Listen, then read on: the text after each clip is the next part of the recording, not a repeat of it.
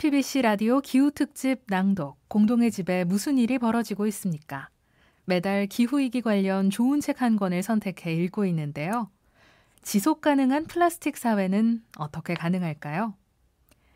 이번 주는 대한에너지기술연구소 강신호 박사님의 저서 이러다 지구에 플라스틱만 남겠어 낭독하고 있습니다. 네, 박사님, 저희 CPBC 라디오 기후특집 낭독, 박사님의 저서 이러다 지구에 플라스틱만 남겠어 5번째 시간입니다. 오늘은 어떤 내용 읽어주실지 궁금한데요. 네, 오늘은 사실 이게 그동안 첨단 과학기술이 발달하면서 사람들의 삶의 질이 되게 좋아졌잖아요. 그렇지만 한편으로는 환경에 대한 걱정, 이 자연 생태계가 이 오염으로부터 위협받고 있다라는 이런 사실에 대해서 문제의식을 갖고 있는 분들이 그런 목소들이 커지고 있잖아요.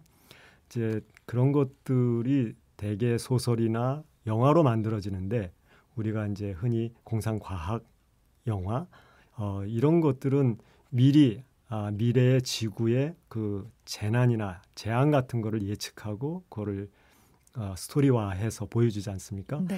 그런데 그런 불길한 예감들은 그런 예측들은 들어맞는 경우가 좀 많은 것 같아요. 그래서 오늘은 그런 이야기를 하면서 우리가 지금과 같은 패턴으로 물질을 소비하고 쓰레기를 만들어낸다면 정말 그런 영화 같은 일들이 정말로 가까운 시기에 다가올 수도 있어. 이런 얘기를 좀 해보겠습니다. 네, 그 영화에서 봤던 환경에 대한 재앙들이 우리의 현실로 다가올 수 있다는 걸 느낄 수 있는 부분이겠네요. 그렇죠. 그 영화 속의 첨단 과학 기술은 지금보다도 훨씬 발달했는데 사실 기후위기는 되돌리질 못해요. 그렇죠. 예, 이 환경 오염을 걷어내질 못하는 거죠. 그러다 보니까 사람들이 지구를 피신하는 쪽으로 결말을 보여주는데 우리는 그럴 수 없잖아요. 하나밖에 없는 지구를 구하기 위해서 우리 사회가 각성을 해야 되는 그런 시점입니다. 네, 부디 영화의 내용이 현실로 다가오지 않았으면 하는 바람을 갖고 맞습니다. 함께 들어보겠습니다. 이러다 지구에 플라스틱만 남겠어 제6장입니다. 지속 가능한 플라스틱 사회 중 지속 불가능성으로부터의 탈출 부분, 강신호 박사님의 낭독으로 듣겠습니다. SF 애니메이션 영화 월이는 사랑을 할 줄 아는 청소 로봇이 주인공이다. 이 영화에서 지구는 쓰레기로 가득 차고 미세먼지와 유독가스로 오염되어 더 이상 생명체가 살 수 없는 행성으로 묘사된다. 인류는 거대한 우주 모함을 타고 잠시 지구를 떠나 우주 공간을 유랑하는 삶을 살고 있다. 그러는 동안 수시로 지구 탐사 로봇을 보내어 생명체가 다시 등장했는지를 조사한다. 생명의 흔적이 보이면 지구로 즉시 귀환하는 것이 이들의 원래 미션이었다.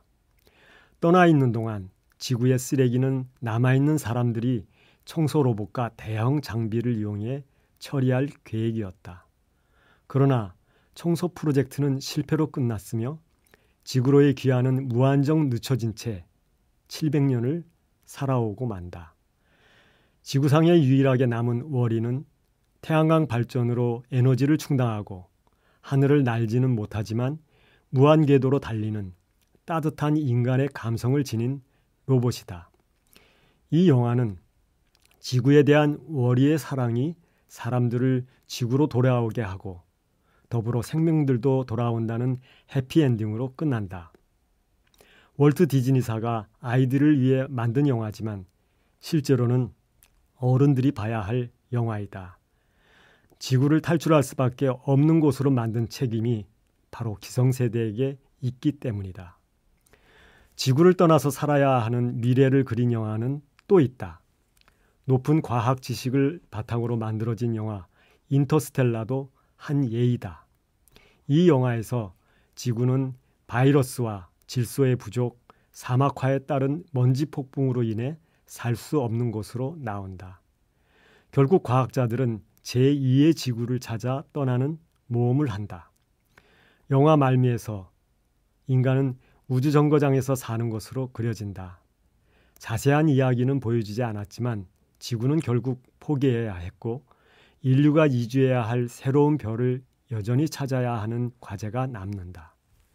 이 영화에서 인류의 과학기술은 놀라운 수준에 도달해 있는 것으로 묘사된다. 수억 광년 떨어진 다른 은하로의 여행도 가능하고 생명도 연장할 수 있다. 그럼에도 이런 영화들에서 하나같이 불가능한 것이 있는데 바로 지구를 되돌리는 일이다.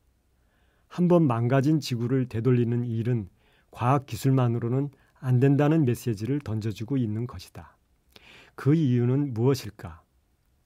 바로 지구 자체가 하나의 유기적인 생명체이기 때문이다. 대기와 물, 땅, 어느 것 하나가 망가지기 시작하면 다른 구성 요소들도 덩달아 망가진다. 생태계의 필수적인 물질의 순환은 대기와 물, 땅에 걸쳐서 이루어지는데 이 순환이 깨지면 전체 생태계가 영향을 받게 된다. 이 순환은 장기간에 걸쳐 균형과 조화의 원리에 따라 자연적으로 일어난다. 과학기술이 아무리 뛰어나다 해도 이 순환을 되돌리거나 조정할 수는 없다. 21세기 들어와서 지속 가능성이란 용어가 자주 등장하고 있다. 인류가 자꾸 지속 불가능한 방향으로 나아가고 있음을 스스로 느끼기 때문이다. 지속 가능성이란 삶의 질적 향상과 발전을 추구하면서 환경, 사회, 경제의 균형이 유지되는 미래에 대한 장기적인 희망이다. 여기에는 지난 20세기의 화려한 경제 발전이 초래한 부작용에 대한 반성이 담겨 있다. 현 세대의 필요뿐만 아니라 미래 세대의 필요를 충족시키는 것이 지속 가능한 개발을 구현하는 길이다. 오늘날 시시각각 가설에서 징조로, 징조에서 현실로 다가오고 있는 지구적 환경 이슈들은 미래 세대의 생존마저 위협한다. 더 나은 삶의 질을 확보하기 위해서 경제를 발전시키고 기술 개발에 매진하는 일도 물론 필요하다. 그러나 20세기 시기의 성장과 개발은 모두가 공멸하는 길로 갈 뿐임을 말해준다. 더 이상 이런 방식을 반복할 수 없음을 받아들여야 한다. 이런 자각과 반성은 뒤늦게나마 대안을 찾아 나서게 하지만 자리 잡기까지에는 늘 한참이 걸린다. 석유 문제에서 보듯 자연 자원을 캐내서 원료로 개발하고 소비하고 폐기 처리하는 이런 라이프 스타일에 대해서는 이미 1970년대 무렵부터 문제의식이 싹터왔다.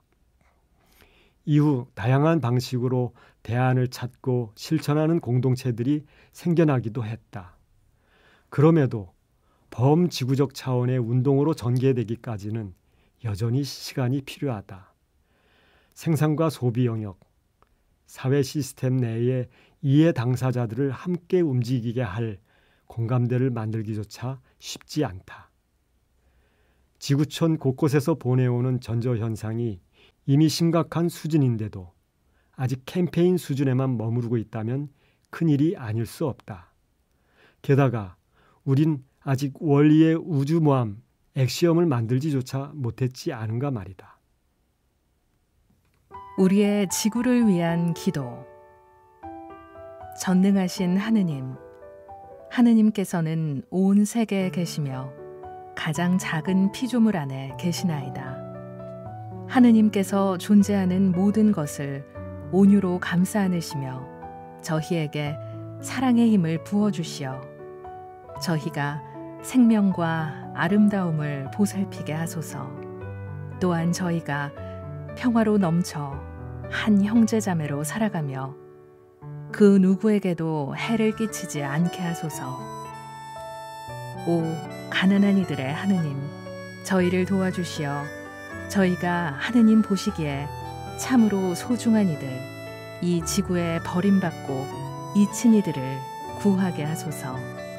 저희 삶을 치유해 주시어 저희가 이 세상을 훼손하지 않고 보호하게 하시며 오염과 파괴가 아닌 아름다움의 씨앗을 뿌리게 하소서. 가난한 이들과 지구를 희생시키면서 이득만을 추구하는 이들의 마음을 움직여 주소서. 저희가 하느님의 영원한 빛으로 나아가는 여정에서 모든 것의 가치를 발견하고 경외로 가득 차 바라보며 모든 피조물과 깊은 일치를 이루고 있음을 깨닫도록 저희를 가르쳐 주소서. 하느님, 날마다 저희와 함께 해주시니 감사하나이다. 비오니 정의와 사랑과 평화를 위한 투쟁에서 저희에게 힘을 주소서.